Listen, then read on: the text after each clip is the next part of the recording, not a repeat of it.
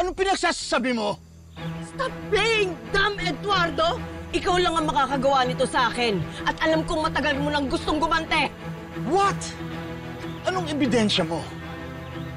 Ibahin mo ko, Esmeralda. Look, I'm not like you. Mahalaga sa akin ang pamilya. Kaya hindi ko to gagawin kahit na kanino. Kahit kalaban ko pa sa politika. Sinungaling ka!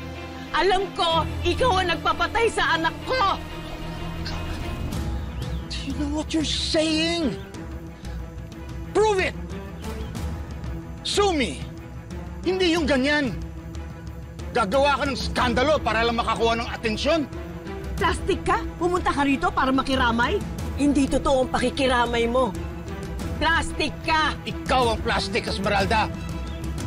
Kung nagagawa mong pumunta sa lamay ng taong pinapatay mo, ako hindi.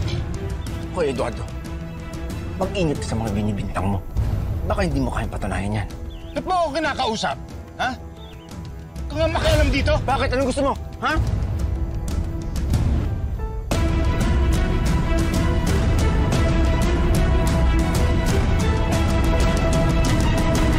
Ilan nyo yan! Huwag nyo bastusin ang libing ng anak ko! Hindi ako ang bastos! Sabihan mo yung aso mo! Lumayas ka dito! Huwag mong gamitin ang libing ng anak ko para kunin ang atensyon ng mga tao! Mawalang galang na po. Gob. Sir Mayor. Hindi po kayo dapat nag-aaway. Nandito tayo ngayon para magluksa sa pagkawala ni Sir Albert. Respetuhin naman po natin siya.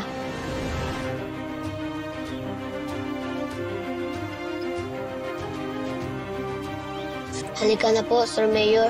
Tara na po. Tara na po, Sir Mayor.